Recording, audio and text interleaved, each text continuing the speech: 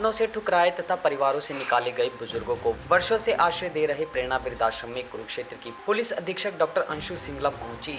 इसी मौके पर उन्होंने बुजुर्गों के साथ काफी आत्मीयता से समय बिताया और इस बात पर भी चिंता व्यक्त की कि आज समाज और परिवारों में बुजुर्गों का मान सम्मान क्यों नहीं हो रहा है। पुलिस अधीक्षक ने सबसे पहले वृद्धाश्रम में बने शहीदी स्मारक पर शहीदों को श्रद्धा सुमन अर्पित किए, दीप प्रज्वलित कर कार्यक्रम की शुरुआत की। पुलिस अधीक्षक डॉक्टर अंशु सिंगला के वृद्धाश्रम में पहुंचने पर प्रेरणा संस्कार केंद्र के बच्चों व अन्य स्कूली बच्चों ने सांस्कृतिक कार्यक्रमों की प्रस्तुति दी। वहीं बुजुर्गों ने भी अपनी प्रस्तुति के माध्यम से भावनाओं को प्रकट किया। पुलिस अधीक्षक ने बुजुर्गों की प्रस्तुति देखकर उनसे विचार भी साझा किए। इस मौके पर प्रेरणा वृद्धाश्रम के संस्थापक जयभवन सिंगला, आशा सिंगला व प्रेरणा संस्था की अध्यक्षा रेणु खुगर व अन्य पदाधिकारियों ने डॉक्टर अंशु सिंगला का स्वागत किया व कार्यक्रम की समाप्ति पर स्मृति चिन्ह देकर सम्मानित भी किया। कुरुक्षेत्र की पुलिस अधीक्षक डॉक्टर अंशु सिंगला ने कहा कि प्रेरणा वृद्धाश्रम अपने नाम के अनुरूप समाज और हम सबके लिए वास्तव में प्रेरणा है कि हमें अपने बुजुर्गों को किस प्रकार मान सम्मान करना चाहिए। प्रेरणा के संस्थापक जयभवन सिंगला ने बताया कि सर्वे भवन्तु सुखिना कार्यक्रम की दूसरी कड़ी में कुरुक्षेत्र की पुलिस अधीक्षक डॉक्टर अंशु सिंगला मुख्य अतिथि के तौर पर आई थी। जयभवन सिंगला ने कहा कि पुलिस अधीक्षक का व्यक्तित्व प्रेरणादायक है। इस मौके पर डॉक्टर अंशु सिंगला ने विशेषकर अंगदान की बात की और कहा कि मनुष्य की मौत के बाद अंग साथ चले जाएंगे तो समाज के प्रति क्या फायदा होगा। मानव जीवन में किया दान किसी न किसी के काम आता है।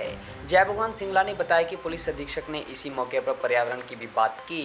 प्रेरणा वृद्धाश्रम, जैसे कि इसका नाम ही जस्टिफाई करता है, ये एक प्रेरणा है हम सब के लिए कि हमें किस तरह एल्डरली की रिस्पेक्ट करनी चाहिए। कहने को ये वृद्धाश्रम है, पर इन्होंने बहुत अच्छे जो सारे अरेंजमेंट्स कर सके हैं, चाहे रिक्रिएशन का, चाहे वो हेल्थ अरेंजमेंट्स हैं, राउंड द क्लॉक डॉक्टर्स हैं।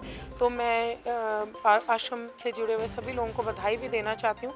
परंतु एक और बात कहना चाहती हूँ, बड़ा दुख है मुझे कि ये मेरे भारत की भूमि जो कि सबका ध्यान रखती है, पेड़ पौधों का, पक्षियों का, जानवरों का, उसमें एक वृद्धाश्रम बनाने की ज़रूरत हमें पड़ रही है। बड़ी दुखदायी बात है। तो मैं ये कहूँगी कि कभी कभी ऐसा मौका ना आने दें अपने जीवन में। अपने भी माता पिता की रिस्पेक्ट करें और जितने भी वडील हैं उनके भी रिस्पेक्ट करें, क्योंकि जो आशीर्वाद में, वडील के आशीर्वाद में, बुज़ुर्गों के आशीर्वाद में पावर होती है, वो आपको बहुत आगे तक लेके जाती है ज़िंदगी में। Thank you. जय हिंद, जय भारत। मैंने यहाँ आके देखा, काफ़ी प्रशंसनीय है। यहाँ सब लोग बड़े सुचारू रूप से इस प्रोग्राम को सबने किया और मैं यहाँ शुरू से जुड़ी हुई हूँ।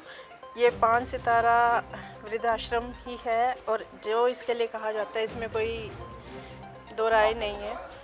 और यहाँ पे वृद्धों को भी बहुत फैसिलिटी मिल रही है और इसके अलावा जो भी ये कार्य कर रहे हैं बहुत ही प्रशंसनीय है। मैडम स्पेशल आए बुजुर्गों से मिलने के लिए। वो पिछले कई दिनों से कह रहे थे कि मुझे आश्रम में आकर बुजुर्गों से मिलना है, तो वो बुजुर्गों से मिलने के लिए आया था। उन्हें यहाँ मिल के और आश्रम को देख के बहुत ही अच्छा लगा। उन्होंने कहा कि ऐसा आश्रम मैंने पूरे हिंदुस्तान में या पूरी दुनिया में नहीं देखा, पर ये हमारा दुर्भाग्य है कि यहाँ आश्रम है, हमारी संस्कृति का हिस्सा नहीं है।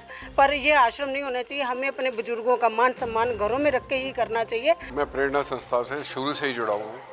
यहाँ जैसे बुजुर्ग रहते हैं, जैसे फैमिली, घर मेंबर उसी की तरह रहते हैं और सिंगला साहब उनकी दिन रात सेवा करते हैं।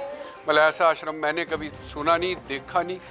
और इससे बड़ी आश्रम क्या है, तो सिर्फ एक किस्म से घर है। मैं इसको आश्रम नहीं कहूँगा, ये घर है। यहाँ हर चीज़, हर बुजुर्ग को हर चीज़ मिलते हैं। मेडिकल फैसिलिटी, खेलना, गेम, लॉन, एक्सरसाइज, सब कुछ है।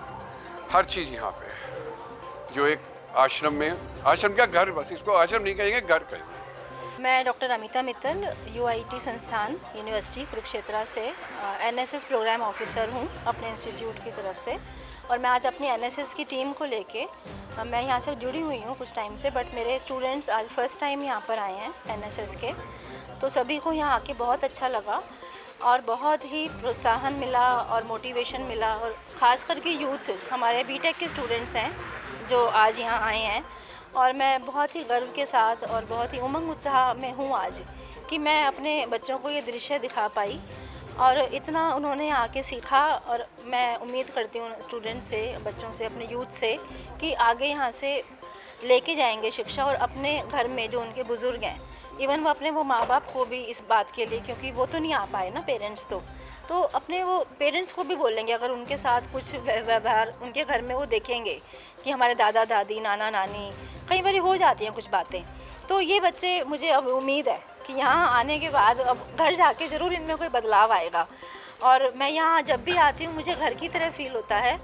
कुछ टाइम से मैं यहाँ जुड़ी हूँ तो मैं लगता है कि मैं आगे रिटायरमेंट के बाद भी और अपनी सेवाएं भी अभी प्रेजेंटली भी मैं हमेशा भाई साहब जय भगवान सिंगला जी को बोलती हूँ कि यहाँ ये जो काम हो रहा है इससे इतनी प्रेरणा मिलती है कि लगता है बहुत सारे प्रेरणा होने चाहिए।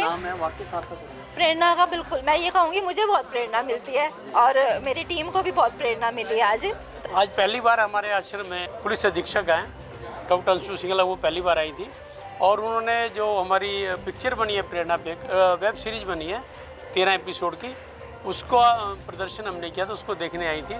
और यहाँ का नज़ारा जो है ना उनको देख के कुछ ऐसा था जैसे हर एक व्यक्ति में ना एक नई ऊर्जा आ गई है।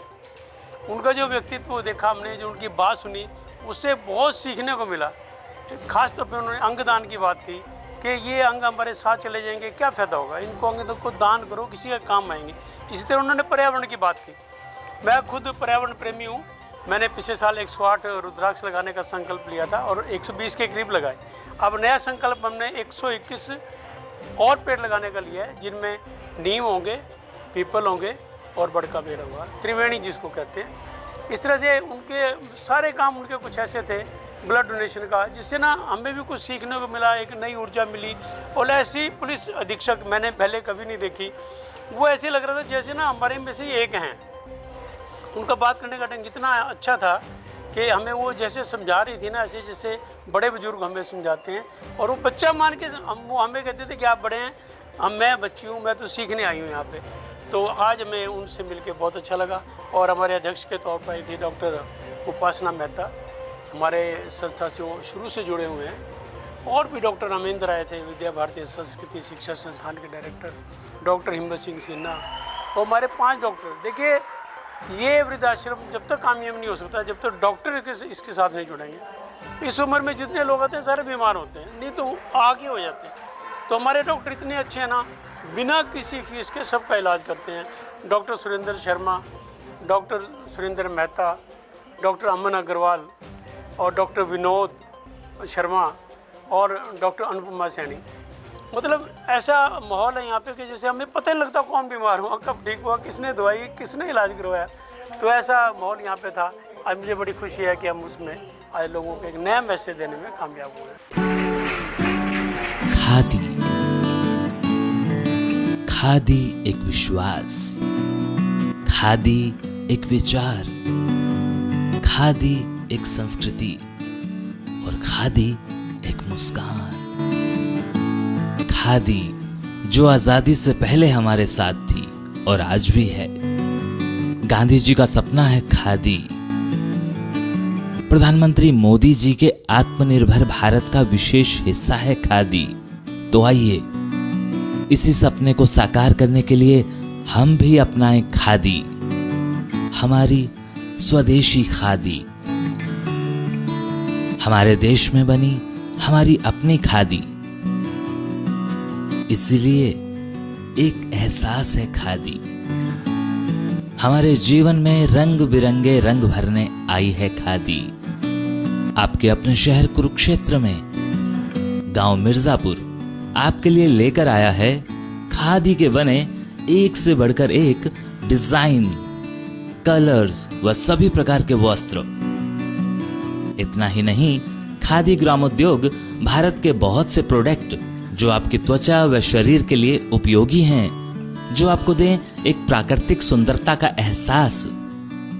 एक बार अपनाकर तो देखिए। खादी इंडिया।